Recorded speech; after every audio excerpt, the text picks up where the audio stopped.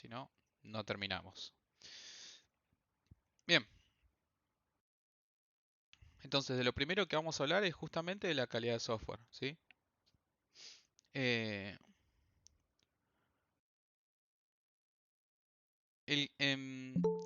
un lugar muy importante que habla justamente sobre diferentes reglas ingenieriles y formas de generar eh, o de validar, digamos, la calidad en diferentes aspectos, no solo en la ingeniería de software, es la IEEE, ¿no? Que es el Institute of Electrical and Electronics Engineers, ¿sí?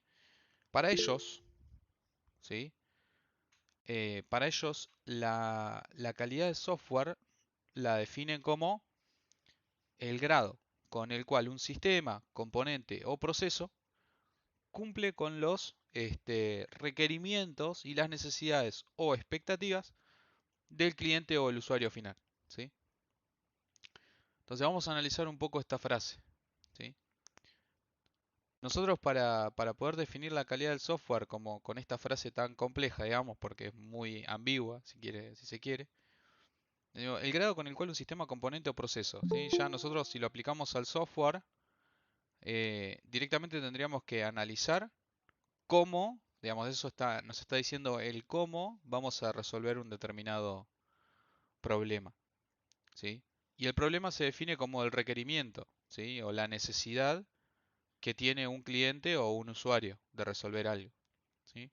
Entonces podríamos decir, a grandes rasgos, que lo que nos está diciendo es que si nosotros resolvemos un requerimiento o una necesidad de un determinado cliente, el cómo va a definir, ¿sí? A la calidad del software que estamos creando, ¿ok? ¿Se entiende esto? Bien. Entonces, la calidad de software obviamente es medible o mesurable, como quieran decirle, y obviamente va a variar entre un sistema y otro, ¿sí?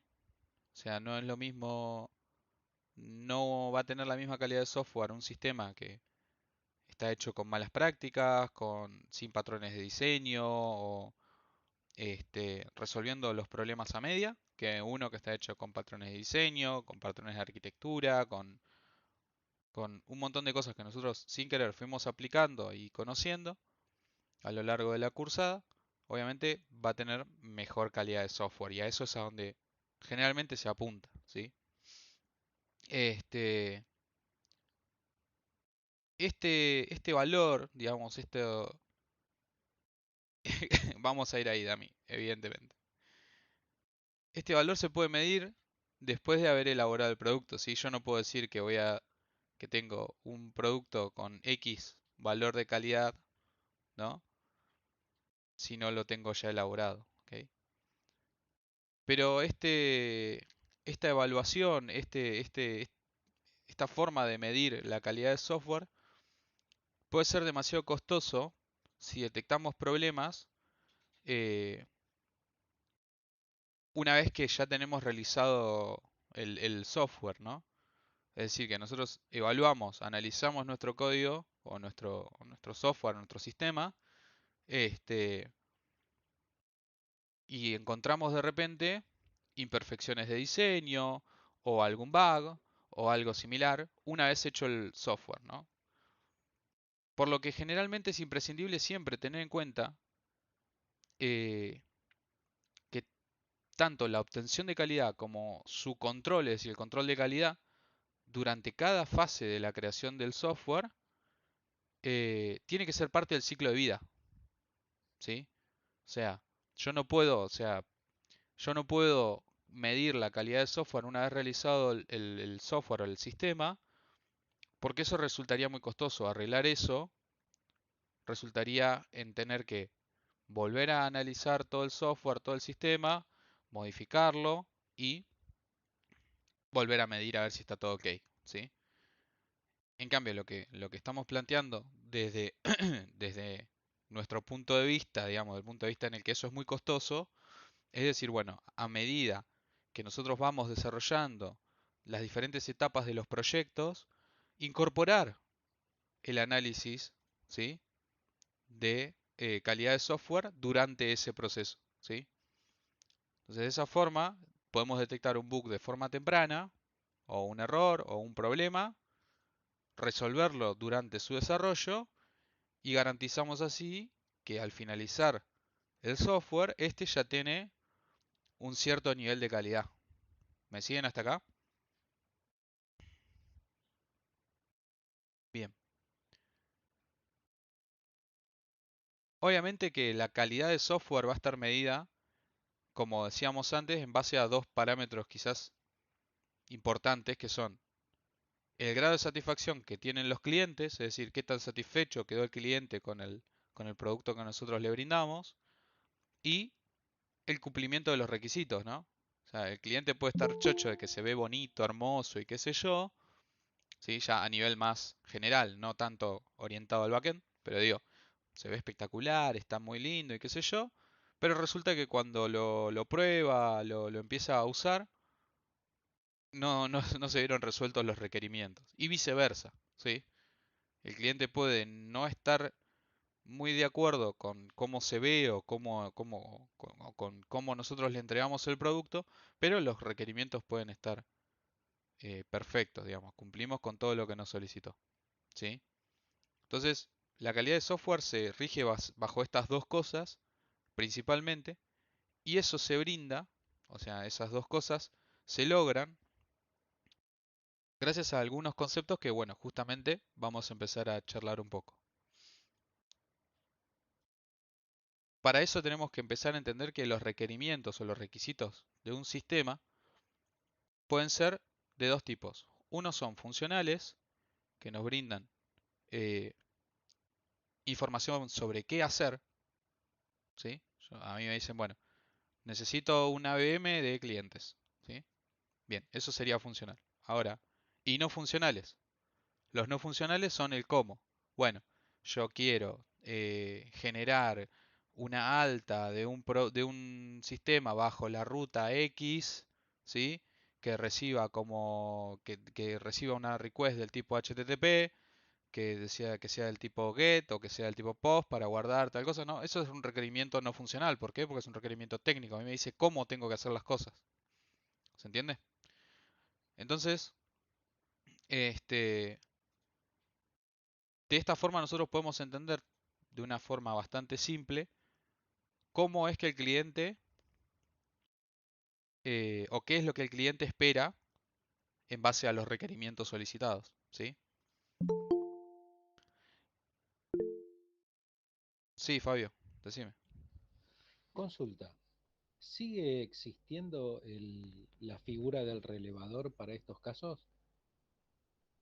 El proceso de Eh, relevamiento, porque nada, si lo querés dejar pasar también, pero en un momento, hace mucho, no se tenía demasiado como parámetro lo que el cliente quisiera, o sea, a partir sí del requerimiento del cliente, pero se hacía un relevamiento para ver si era factible, si no se quedaba corto con lo que estaba pidiendo y demás. Convengamos que no había tanto conocimiento de posibilidades de un sistema, pero lo que noto hasta ahora que prácticamente ni se lo menciona.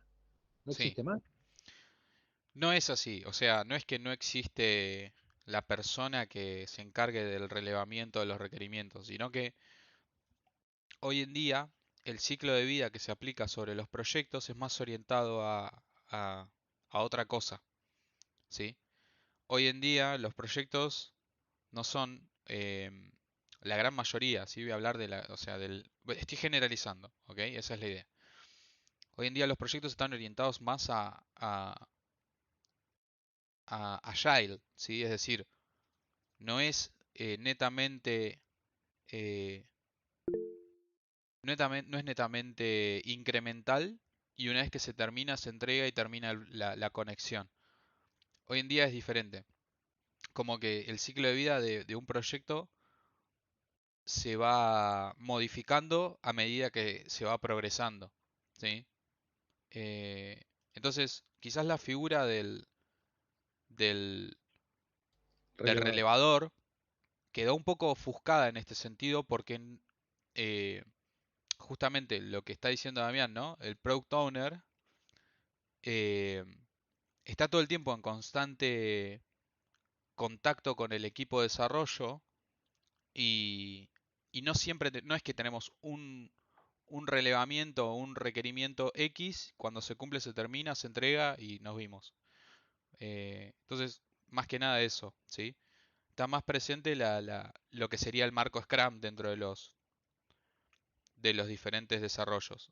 Otra cosa es diferente que, otra cosa diferente es que en muchas empresas el Product Owner quizás son oficinas de la misma empresa.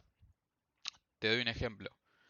Eh, Empresas que no trabajan con sistemas monolíticos, es decir, que trabajan con microservicios, esto significa que hay muchos servicios que se están intercomunicando entre sí para resolver un gran problema quizás o algo en particular. eh, X vertical de la empresa se transforma, no sé, te estoy diciendo, no sé, vos tenés equipos que son core, ¿no? Que son cross-platform. ¿Qué significa esto? Que se involucran en varios lugares. Le piden a una oficina otra que necesita, no sé, X API para que resuelva tal cosa de su área, ¿sí? Bueno, entonces ahí el product owner o quien pide los requerimientos sería la primera, ¿no? Y así. Entonces, depende mucho del contexto y de qué forma tenga la empresa de trabajar, ¿sí? O sea, quizás algunas hoy en día siguen trabajando bajo ese sistema, ¿sí? Pero no creo que sean las Sí, te entiendo. Lo que pasa que se ve al cliente acá como el que pide esa pequeña API y no como a todo el sistema. claro, exacto, ¿Entendés? exacto, exacto. Claro. En un environment, en un ecosistema de microservicios, los clientes son otros servicios. ¿Me explico? Sí, sí, sí, listo. Así Gracias. que va por ahí, sí. Lo tengo a mano por si lo necesitan. Ya. Bien, entonces, ¿cómo deberíamos hacer? Esta es una pregunta que probablemente nos hagamos todo el tiempo. ¿Cómo hacemos para obtener un software de calidad? Pasalo por Discord, hombre, tranquilo. Y el que quiera lo puede ir y leer. Estoy sumamente de acuerdo con esa idea. Eh, para obtener un software de calidad, primero, la obtención de un software de calidad va a implicar la utilización de metodologías o procedimientos estándares, ¿sí? Para el análisis, diseño, programación y prueba del software que permiten unificar o uniformar la filosofía de trabajo, ¿sí? Para lograr una mayor confiabilidad, mantenibilidad y facilidad de prueba, a la vez que eh, se eleva la productividad tanto para el desarrollo como para el control de la calidad de software. Todo esto es la definición de por qué o cómo nosotros tenemos que hacer para obtener un software de calidad. ¿Por qué yo a ustedes les digo todo el tiempo, che, estandaricemos esto, hagamos esto de esta forma? No sé, siempre que apliquemos un patrón de diseño, apliquémoslos todos de la misma forma. No utilicemos tal cosa, vayamos por este lado. Las consultas hagámosla en el repositorio. Todo eso son estándares que yo indirectamente les brindo a ustedes para mantener justamente eh, o para tratar de generar indirectamente calidad de software, ¿sí?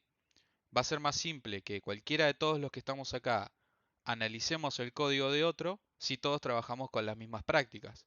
Y si esas prácticas son estándares basados en fundamentos de arquitectura, ¿sí? Lo que estamos haciendo indirectamente es mejorar la calidad de software, ¿sí? O sea, va por ahí todo. Exacto. Esto que todo el mundo dice buenas prácticas, buenas prácticas, buenas prácticas, las buenas prácticas son relativas, ¿sí? Relativas a un montón de cosas. A la unidad de negocio, a el lenguaje, a la utilización de diferentes tipos de herramientas, a la utilización o la no utilización de un determinado framework, ¿no? Es bastante relativo.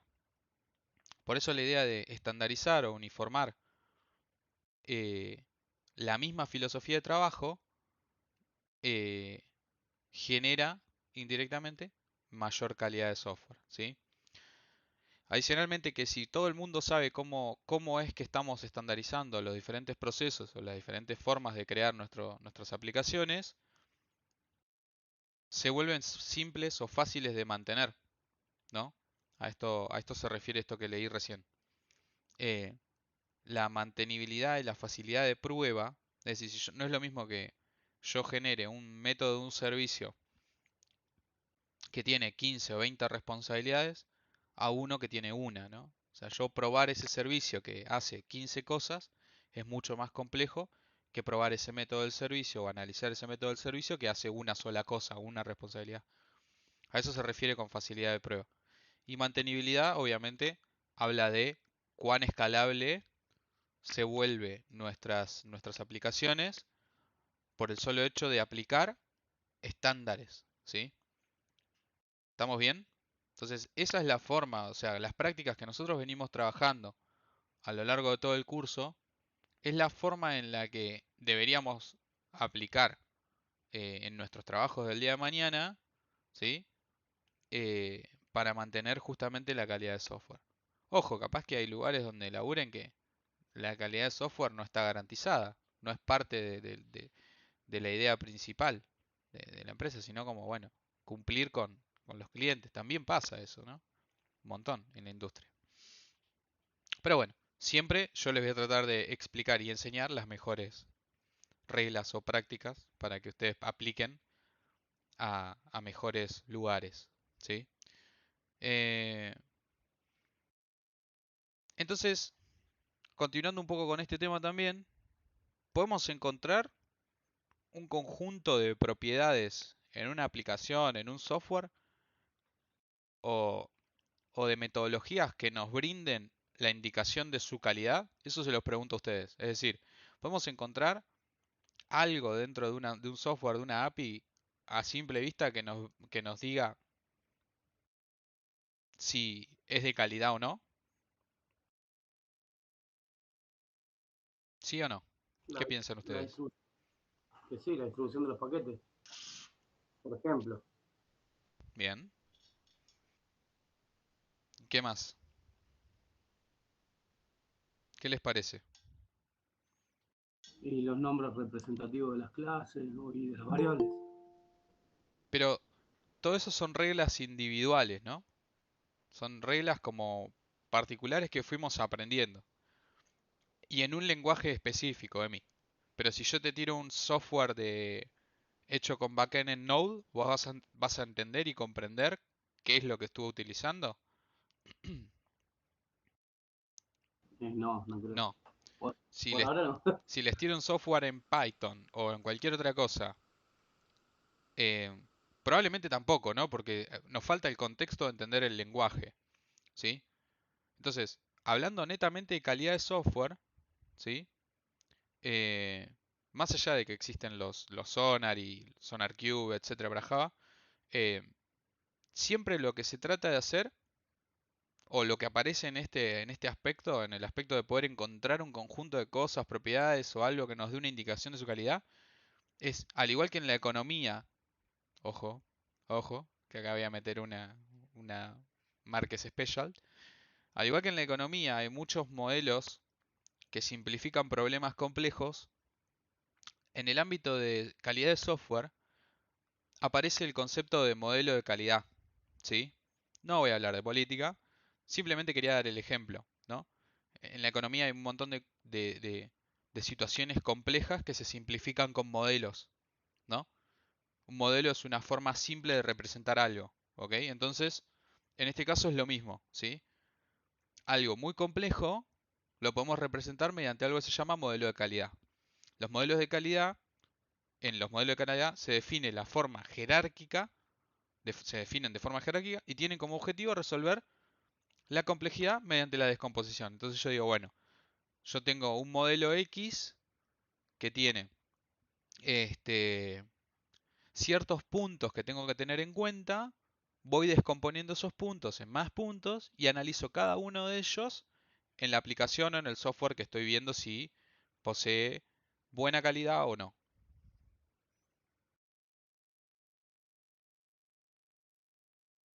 Ahora sí estoy leyendo el chat. Las excepciones o errores justamente cuando mandamos erróneamente la info de body, por ejemplo, lo único más o menos objetivo se plasma mediante pruebas reproducibles. Eh, no, no siempre, pero termina decantando en eso y en lo que mencionaba Emma, creo. Creo que Emma hablaba de test unitarios, bueno, pero eso es como, eso es la finalidad, es como lo último, es la última capa de abstracción, ¿sí? Bien, para controlar la calidad del software, vamos a necesitar ante todo definir los parámetros, indicadores o criterios de medición, ¿sí? Estos criterios de medición son los que luego vamos a plasmar en nuestro modelo de calidad de software, ¿sí? Porque si yo no tengo eh, medido, o si yo no tengo analizado qué criterio tengo que tomar para luego medir, es imposible medirlo, no darle un valor, mesurarlo, tener como algo en concreto. Hay un montón de estándares y modelos que se consideran para evaluar la calidad de un software, ¿sí? Hay uno en particular que es uno que forma parte de, no sé si conocen las famosas ISO, ¿sí? Las normas. Bueno, hay uno en particular que es el 25010, si quieren lo pueden googlear. Se los dejo escrito ahí en el chat.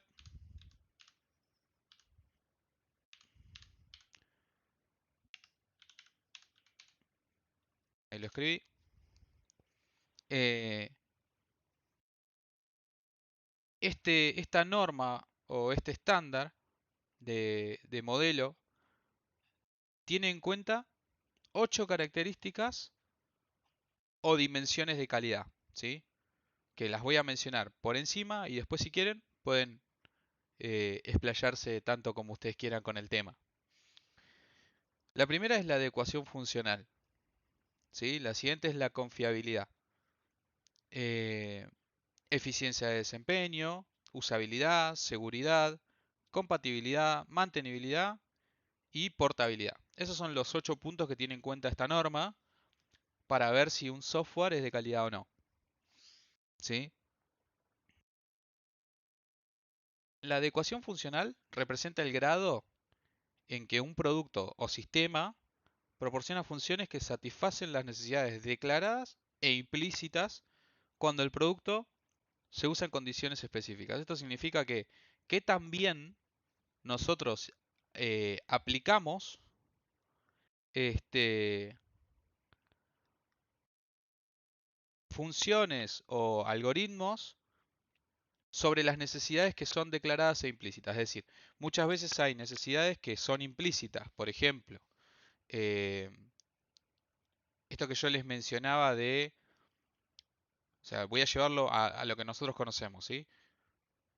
Hay muchas veces que nosotros tenemos que analizar ciertas partes de nuestro código o lanzar ciertas excepciones como la de not found cuando quizás está implícito, ¿no? No está explícito, no nos dicen por requerimiento, mirá que si no existe tenés que lanzar una excepción con tal mensaje. Y otras veces sí. Cuando está implícito, quizás es necesario y quizás no. Bueno, eh, eso es de lo que habla la adecuación funcional, ¿sí? La eficiencia de desempeño, básicamente es que también, o sea, representa básicamente el desempeño relativo a la cantidad de recursos utilizados bajo ciertas condiciones, ¿no? O sea, qué tan eficiente es nuestro código o nuestro software. La compatibilidad decanta por sí solo. Generalmente, si es necesario, hay que ver qué tan compatible es nuestro sistema a diferentes aplicaciones, ¿sí? Qué tan fácil de usar habla la usabilidad.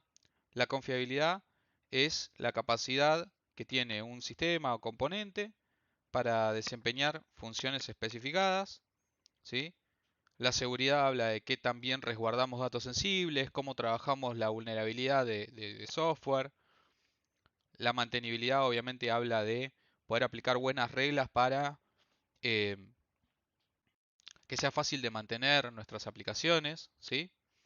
Y la portabilidad, eh, qué tan fácil puede ser, qué tan fácil es que nuestro software sea transferido de forma efectiva y eficiente de un entorno de hardware o software, cualquiera sea, a otro, ¿sí? De eso habla la portabilidad. Bueno, entonces, en base a todas estas cosas, se analizaría qué tan buena calidad de software tiene nuestras aplicaciones o nuestro proyecto, lo que sea, nuestro sistema. Bien, ahora vamos a empezar a hablar de, más allá del modelo, este modelo que les menciono, de conceptos un poco más genéricos, como eficacia versus eficiencia. Seguramente eso ya les habrá surgido en la cabeza el pensamiento. El ejemplito de la mosca, no sé si les viene también a la cabeza el ejemplo de la mosca. No estoy hablando de la banda de música. Díganme, a ver, para ustedes, ¿qué significa la eficacia? Cuéntenme. Lo pueden googlear también rápidamente. La eficacia de hacer algo bien, sin importar el costo, El digamos, tanto recurso, claro, tal cual, exacto. exactamente. Hacerlo de una, para mí, eficacia. Yo diría que lo que dice Emi es más eficiencia. No, es que ahí radica la diferencia. Claro, Eficiencia es hacerlo bien consumiendo la menor cantidad de recursos. Y eficacia es hacerlo bien sin importar los recursos. exactamente. O sea, yo estoy de acuerdo con Emi, ¿eh? Es eso, ¿sí? La eficacia es cumplir con un objetivo ahí, como dice Dami, excelente. Yo cumplo con el objetivo. Por ejemplo, el ejemplo de la mosca, ahí va eso. Yo tengo una mosca y la tengo que matar, ¿sí? Está bien, yo agarro una bazuca y le tiro un bazucazo a la mosca. ¡Pa! Y la mosca muere. ¿Cumplí con el objetivo? ¿Sí o no? Sí, Cumplí con el objetivo. Pero ¿qué recursos gasté? No sé, capaz que rompí una pared, tuve que conseguir el bazooka, el misil, meterse adentro, qué sé yo, ¿no? Lo logré, ¿sí? Ahora, eficiencia, ¿sí? Es cuando analizamos el tema de los recursos, ¿sí? O sea, cuando tenemos más en cuenta una bomba termonuclear, claro, por ejemplo, también podría ser.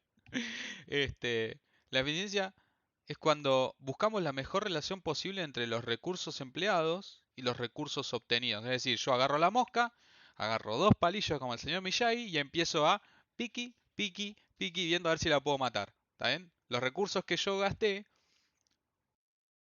fueron mínimos, ¿no? ¿Que cuánto me salieron los dos palitos? Capaz que no sé, agarré dos palitos escarbadientes, no importa, ¿sí?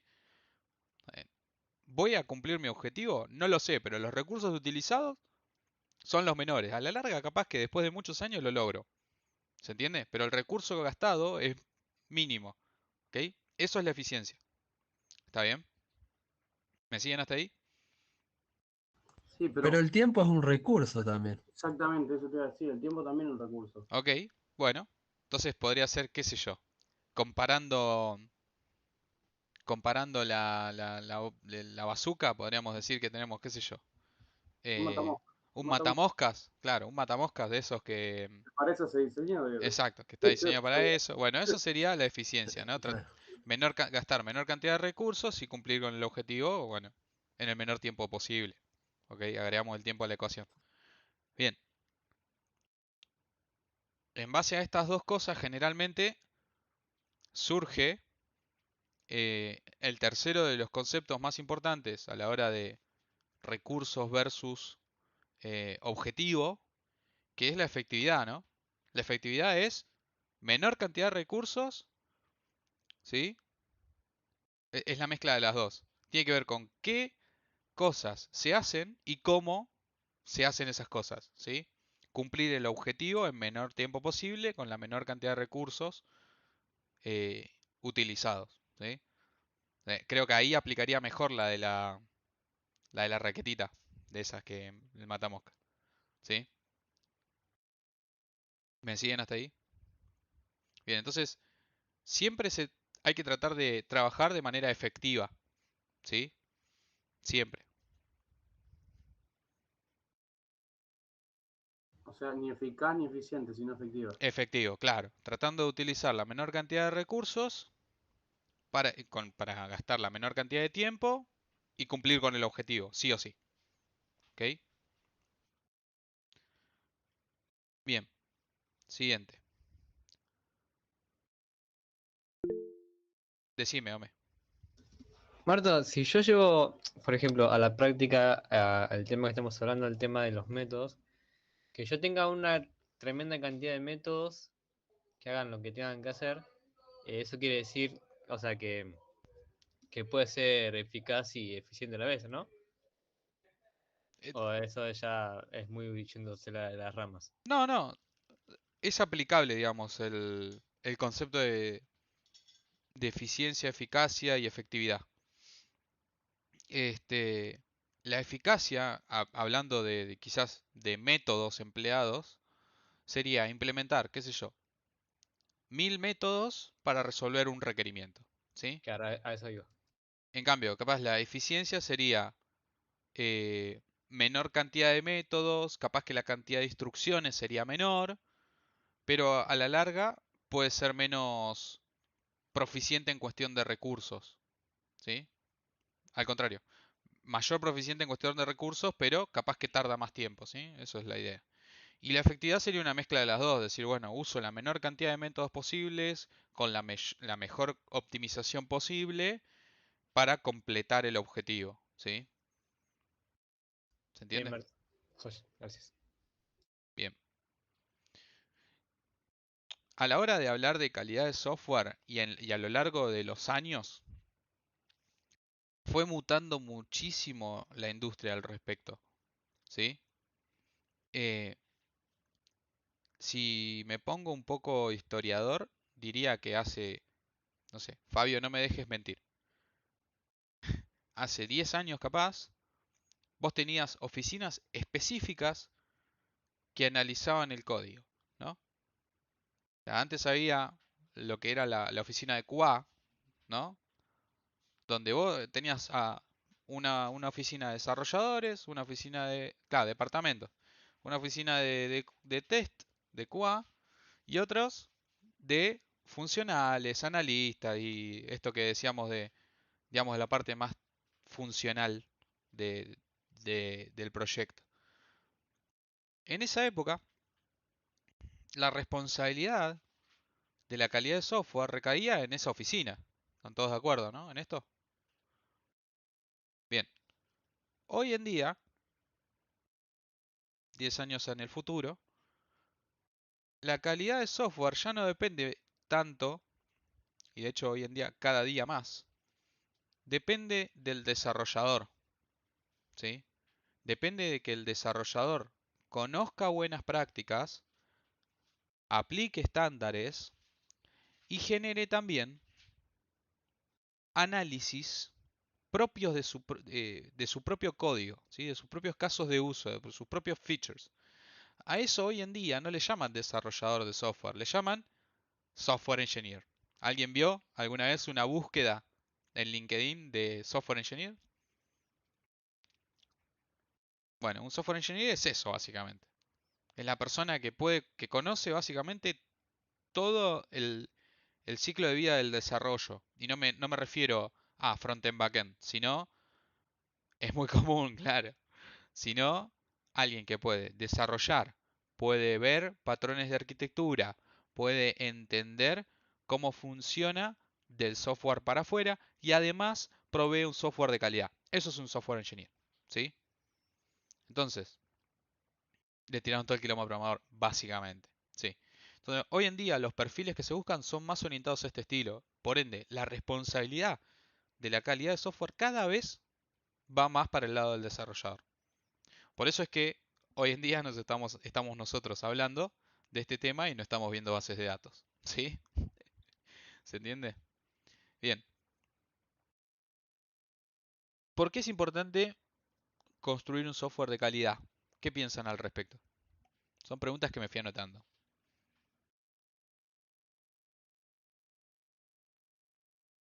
Dígame, Fabio.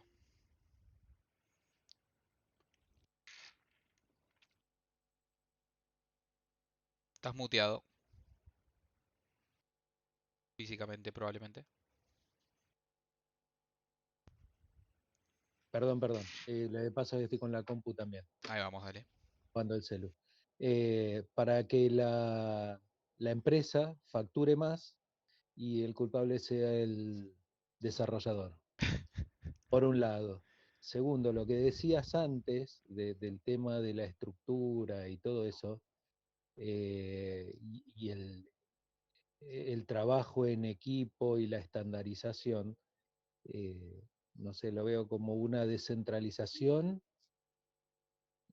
precisamente para lo mismo. O sea, ya no, como que no hay una estructura de desarrollo. ¿Me explico por dónde va la cosa? O sea, hoy no hay una empresa de desarrollo. O sea, son un montón de programadores que laburan, eh, lo veo así. Y se genera o sea, todas las aplicaciones, los programas y todos los desarrollos eh, apuntan a, che, loco, es esto, y adaptate. Y Mm. no al verdadero requerimiento del cliente. O sea, no el cliente como otro departamento de la misma empresa de desarrollo, sino el cliente final. Como que no existe más el cliente final. Lo Puede veo ser que yo la así. figura, puede ser que la figura del cliente un poco haya desaparecido por cómo se fueron dando las cosas. Pero es verdad que avanzó mucho la industria del software también en UX UI, por ejemplo, donde se analiza la experiencia de usuario, ¿sí? Hay muchas empresas serias que sí trabajan en ese aspecto y otras que no. No sé. No, sí, obvio, Vayan a estamos abrirla. hablando de la generalidad. Sí, eh, sí, obviamente. Vamos a abrir la página de AFIP y cuéntenme qué tan feliz es su experiencia ahí.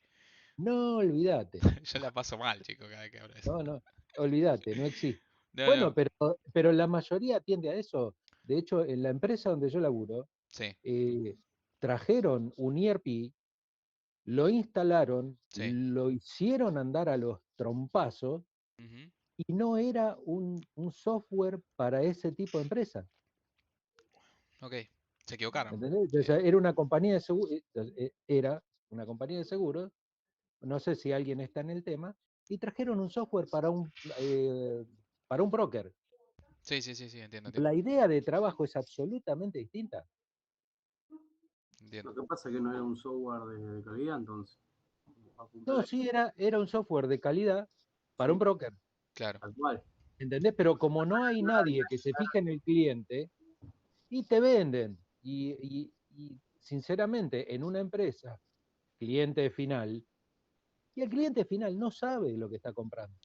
Ahora, Bueno, la eso empresa, habla mal de la empresa que compró y no tanto de la empresa que vendió. igual, La empresa que vendió, Absolutamente, eso te eh, iba a decir, absolutamente. la empresa estuvo dispuesta a pagar lo que salía porque Pero tampoco le importó a la empresa que vendió el software a quién se lo vendía. es que la empresa, la empresa, Estamos de acuerdo, es economía y te vendo un zapallo, si no te sirve, problema tuyo. Pero la disociación entre el cliente final y el desarrollo. creo que significaba Enterprise Resource, algo más. Eh, ERP. ERP ¿eh? Ahí lo es... puso Jorge. Sí, ahí está. Sí, exacto. Enterprise Resource Planning. Sí, es El básicamente un planning no software tiene un pomo. que utilizan para gestionar cosas, ¿sí? Claro, es Sí, es administrativo administrativo. 90%. Sí, sí, sí. Bueno, nada, los dejo. Los dejo en paz. Dale, tranqui. Pero para mí pasa por ahí, pasa por la disociación. O sea, está bien, se generan con calidad y todos los desarrollos y toda la pelota, pero viste, yo desarrollo esto. ¿Para quién? Y no sé para quién, para el que le sirva. Y desarrollo. Y después adaptate. Lo veo yo así. Depende ¿No? mucho para mí. Pero bueno, No, bueno, no estoy hablando de casos puntuales, sino en generalidades. O sea, ok, esta ok. aplicación, úsala. Sí, es ¿Entendés? verdad que hay muchas empresas que se encargan de generar software que luego es aplicable en diferentes ámbitos, diferentes aspectos, ¿no? Microsoft, por ejemplo. Por Sí, ejemplo. bueno, Sí. sí, Eh, básicamente. ¿Está bien aplicado? ¿Está mal aplicado? No lo sé. Pero eso para mí depende mucho de quien lo compró, ese software, no tanto de quien lo vende. El que lo vende está haciendo un No, negocio. sí, ni hablar, ni hablar. Pero no vamos a qué definitiva, qué le pasó al cliente. No, no, claro. Buenas prácticas, bueno esto, o está bien, pero mirándolo desde dónde. ¿Entendés? Porque es más o menos lo que te dije antes. Se le tiraron todo el quilombo al programador. Llamalo como quieras. El que desarrolla, por más que sepa, él es el culpable y el gestor y el que pone la idea y arreglate, sos el programador y metele para adelante. Ni Hay hablar, excepciones, hay excepciones. ni hablar, ni hablar. Hablo como regla. Bueno, listo, no jodo más. No, justo estaba leyendo lo que dice Grace ahí. Adaptarse podrá, algunos módulos, otros se tendrán que desarrollar para la empresa específicamente. Y ahí Emma dice, capaz personalizado era más caro, obviamente. Obviamente. El tema Este, es que si tenés que adaptar todo un sistema que no es, te vendo toda la personalización y toda la pelota, pero va a ser más buena práctica. Loco, arrancá con un sistema que tenga la idea del negocio. Y si vas a poner una ferretería, no arranques con una clínica. pero para eso existen las consultoras, Fabio. También, todo lo O que vos sea, quieras. No te estoy diciendo que no. O sea, por eso dije, en general y a lo que son los casos que veo. sí, ¿Sí? obvio, obvio. En la industria no, en la empresa. En la Sí, sí, industria sí. por ahí es más acotado. Pero a nivel empresarial, convengamos que el que compra es el que más se lleva, no el que sabe lo que necesita. ¿Ok? Ujú. Pero bueno, nada, ya es otra discusión. Pero para mí es una discusión que no tiene que ver con la calidad de software. No, al contrario, es que toda la calidad de software apunta a que el responsable, el creador, el desarrollador, es siempre el desarrollador o el programador. Después lo otro es una empresa que comercializa y para de contar. Claro, por eso, por eso, por eso. Decime, Ome. No, justamente hablando esto del tema de los clientes y esas cosas, justamente el libro que estoy leyendo que pasé hace poquito el Discord, hablaba un poco de que también, em, si bien nosotros trabajamos con clientes al momento de, digamos, de satisfacer una necesidad del cliente, también tiene un poco también el tema de que el cliente no va a saber todo lo que nosotros, o sea, ¿cómo puedo decirlo? Es como que el cliente nos pide hacer algo, ¿bien? Y si el cliente nos pide, em, en el caso de un ejemplo, ¿cómo puedo decirlo? Para que me estoy mareando mal. Ojo que Em, algo que se confunde mucho es la diferencia entre cliente y usuario final, ¿no? Algo que se confunde bastante es eso. No, no confundamos cliente con usuario final. La persona que lo usa no es la persona que nos va a pedir el software. claro, no, obvio. O sea, en ese caso van a participar varias personas en ese caso, Ujú. ya que obviamente que un cliente no es un resultado final, digamos, no es el resultado. Usuario, sí. Un usuario final, sino que van a participar otras personas también indirectamente, pueden llegar a ser, por ejemplo, algún servicio de internet que es indirecto, o sea, si bien forma parte del desarrollo, es indirecto. Sí, convengamos que yo puedo hacer, o sea, a ver, no me quiero salir mucho del concepto principal, pero yo puedo hacer un software hermoso, todo bien hecho y qué sé yo, que funciona en red dentro de un edificio, una empresa, una red local, lo que sea, o por fuera, quizás funciona está subido en internet, en algún repositorio, en alguna instancia, en algún lado, pero la persona que lo está usando, si no tiene internet o si no le funciona bien el cable de Ethernet, y no le va a funcionar el programa, ¿no? O sea, Ya- eh, pero eso no tiene nada que ver con la calidad de software, insisto. No, mi idea a lo que iba, a lo que me trabé un poco, es que también la calidad, si bien como dijo Fabio, de que depende también de los desarrolladores, el tema de la calidad, obviamente, que si el cliente no sabe bien lo que quiere, es como que o sea, es como que vamos a satisfacer lo que el cliente nos pida, aunque esté bien o mal hecho en nuestro software. Pero si el cliente dice, no, tenemos que hacer cambios porque esto no me gustó, que yo que el otro, ahí también es culpa un poco del cliente. Va para mí, por mi punto de vista. Bien. Una cosa que perdimos ahora en este punto de la charla es ¿por qué es importante construir software de calidad? Esa era la pregunta principal. A ver, Mati o Emi, cualquiera de los dos, que no sé si querían decir algo. No, porque me quedé con la pregunta original. ¿Qué ¿Qué es esta? consideramos que es un software de calidad? No, la pregunta era ¿por qué es importante construir software de calidad? Para simplificarle la vida al usuario Correcto. Eso es uno y de los para, puntos importantes. y para hacer que sea más efectivo en el trabajo, en la producción, digamos. Prevenir riesgos futuros, capaz, También. es una buena, es un buen porqué. ¿Sí? ¿Qué pasa? Si yo tengo que, obviamente por costos también, o sea, decanta en lo mismo, ¿no? Digo, si yo creo un software de poca calidad, voy a tener que emplear recursos para convertir, para mejorarlo, para que no tenga bugs, para que no tenga lo que sea, ¿no? Para que no tenga problemas. ¿Sí? Eso recae en el tema de costos. Para que no nos corran del laburo, también, para mantener el trabajo, que es importante. Em, Brindar soluciones claras a los usuarios, ¿no? Esto habla un poco de UX, ¿no? De la experience del user. Más mantenible, más seguro, más escalable, sin duda. Favorecer el trabajo en equipo.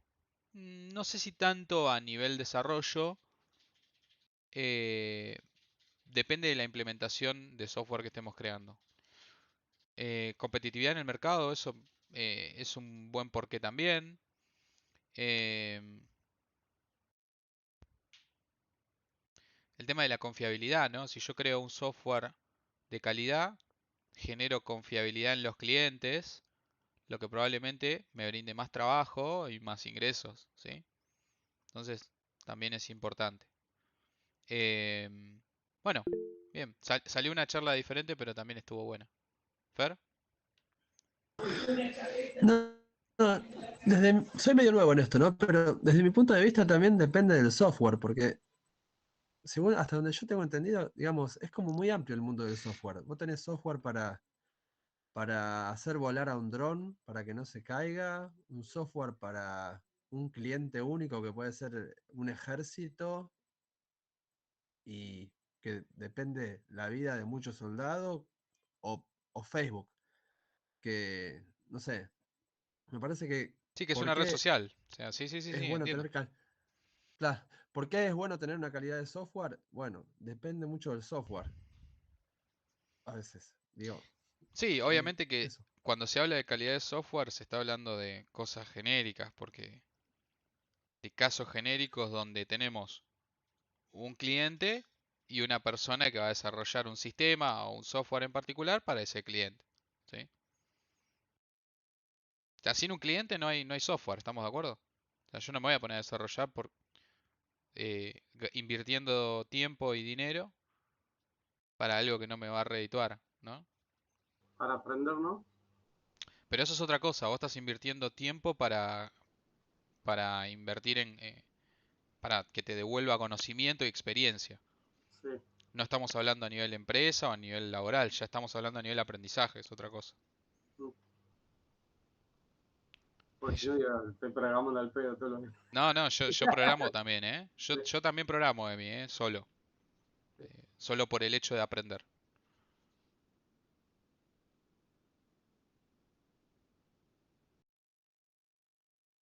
Sí, bueno, Dami, ahí se complica un poco. Ahí se complica.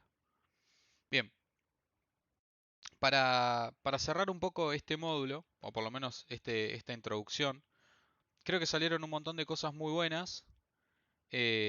Un poco de experiencia propia también, que está bueno conocer un poco. Pero bueno, nada. Más que nada,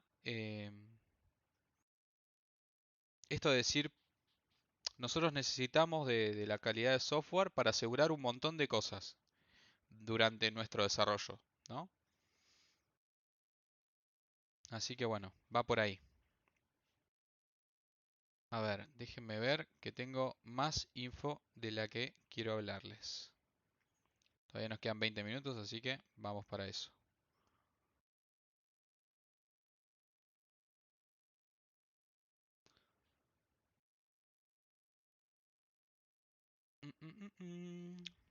¿Dónde estaba? Siempre que me anoto cosas, se me pierde.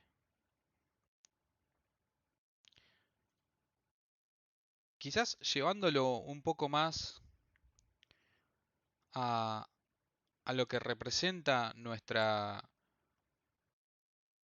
actividad diaria, ¿sí? Eh, habiendo entendido qué representa la calidad de software en general y, bueno, y por qué es necesario trabajar con buenas prácticas, ¿no? Y con todo lo que fuimos hablando. En lo primero que vamos a, en lo primero que va a decantar toda esta info va a ser obviamente nosotros como desarrolladores en un tema que seguramente todos estamos muy ávidos, ¿sí? Y que es el tema de las validaciones, ¿sí? Voy a arrancar por ahí, ¿sí? Vamos a arrancar en lo que sería el campo de aplicación de calidad de software sobre las validaciones. ¿Por qué? Porque, primero y principal, hasta ahora esperamos que todo lo que nuestro software recibe es lo que nosotros esperamos, pero la verdad es que desde el punto de vista de calidad de software, recuerden, uno de los 8 puntos era la seguridad, ¿sí? Otro era la mantenibilidad, ¿sí? Recuerden esos puntos, ¿sí? ¿Quién evalúa la calidad de software? Un poco nosotros, un poco el cliente, Grace. O sea, eso empezamos como a cerrar esa idea. Desde nuestro punto de vista, si queremos brindar un software de calidad, los datos que ingresen a nuestro software tienen que ser los datos que esperamos que realmente nos lleguen, ¿sí? Para eso existen las validaciones. Si nos ponemos a hablar un poco de específicamente las APIs que nosotros generamos, los datos que pueden llegar a traer información errónea o quizás tipos de datos mal utilizados o lo que sea, va a ser siempre desde el punto de vista de la request, ¿sí?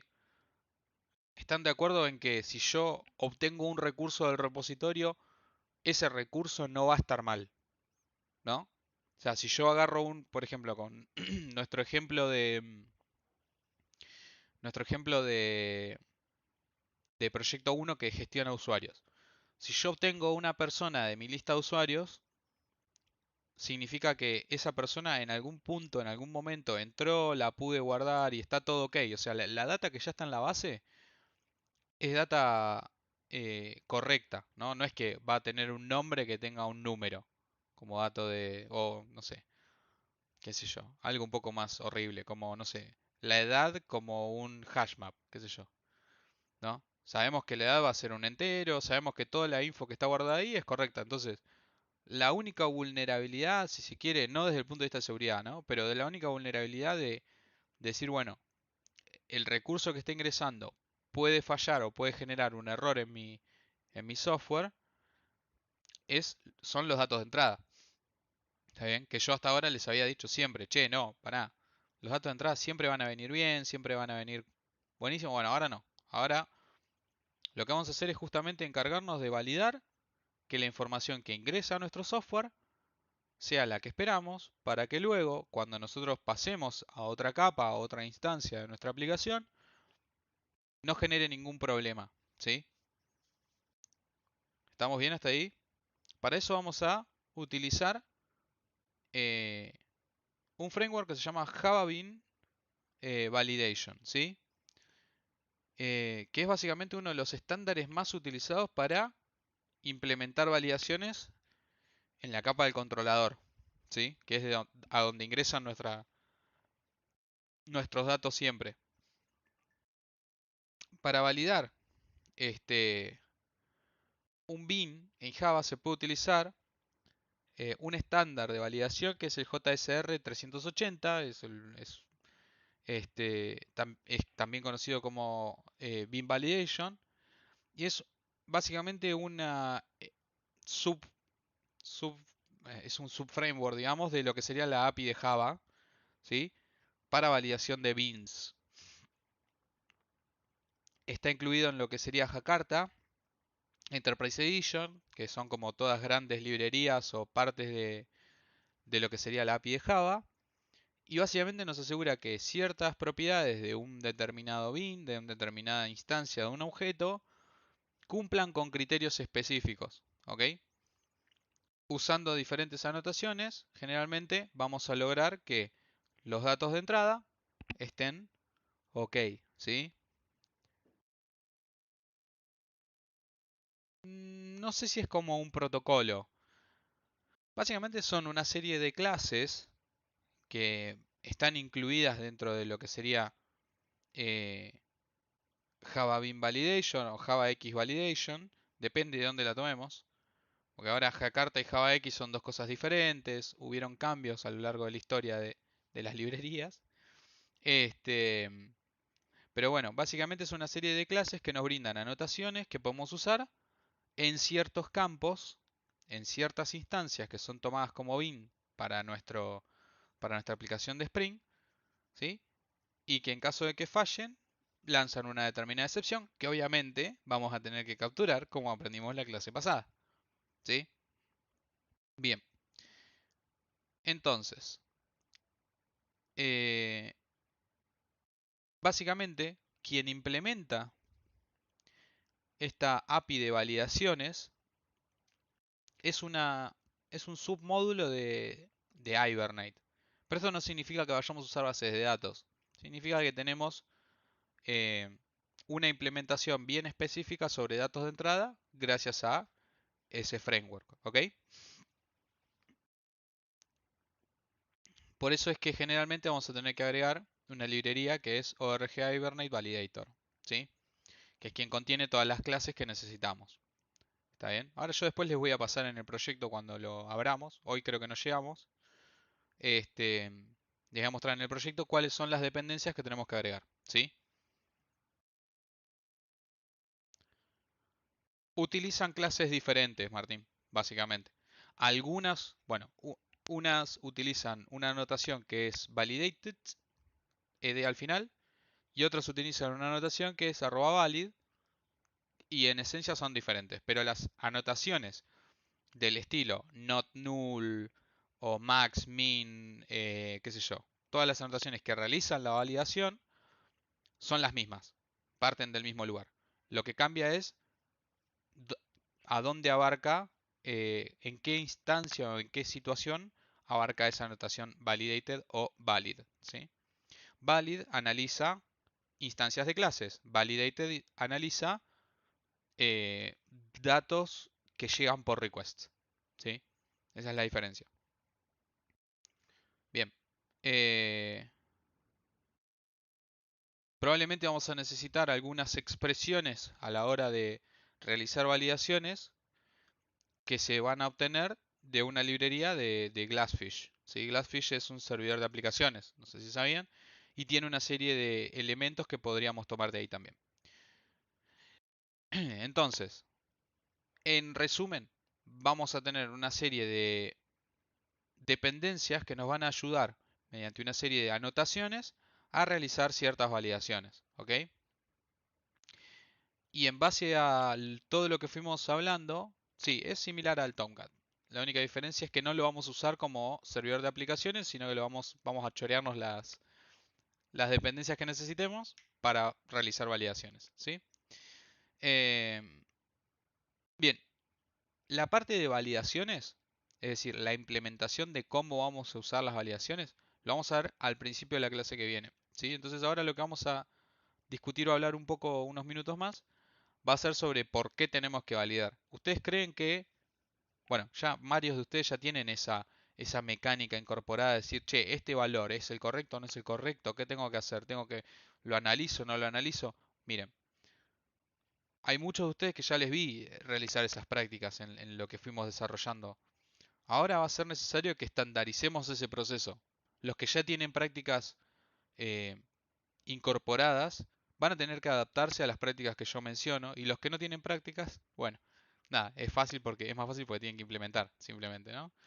Así que bueno, la idea de todo esto es empezar por el módulo de validaciones dentro de lo que sería Code Quality para poder analizar los datos de entrada y luego vamos a seguir, ¿sí? Después de haber visto validaciones y cómo implementar validaciones, con el análisis de nuestro propio código, ¿sí? Y ahí es donde recae la responsabilidad en nosotros de brindar un software de calidad, ¿sí? Donde cierto módulo de nuestro programa va a estar analizado por nosotros mismos de manera automática, si se quiere, nosotros generamos código que analiza código, ¿sí? Y de esa forma garantizamos una mayor calidad de software, ¿sí? Esa es la idea en general. La introducción fue como para entender un poco el problema, pero a partir de ahora vamos a empezar a hacer, ¿sí? ¿Se entendió? ¿Estamos bien? ¿Se me duermen? Bancá, Marto, que me pego el otro ojo párpado con Dale. cinta. Una lavada de cara. Sí, se Vamos. entiende, Martín. Bien, bien. Buenísimo. Ah, ja, ja, vamos bien, Marto. Me Bueno, gusta la charla. excelente. Bueno, listo entonces. Vamos a cerrar por acá y la clase que viene arrancamos directamente desde validaciones, ¿sí? Arrancamos validando y después de eso vamos a empezar a ver tests. Tests automatizados, ¿sí? Tatán, tatán. Bien. ¿Alguna duda con todo lo que vimos hoy? Sí, Damián. Correcto. Sí, sí, JUnit. Ah, ¿cómo se dice? Test unitarios se le decían también, ¿no? ¿Puede ser? No, no voy a generalizar con test unitarios, pero sí, entre otros, sí. Ah, Marto, mira, justo hablando, Armando, está hablando del tema ese. Ustedes me Eh, tienen que decir cómo quedamos. Yo ya les di mi disponibilidad. ¿Qué hacemos? ¿Hubo 100% de aprobación? y nada, por poco se armamos una partida de Age of Empire y No, cada pará. uno le pongo a su bando. ¿Te vas a grabar la clase al final? Mm,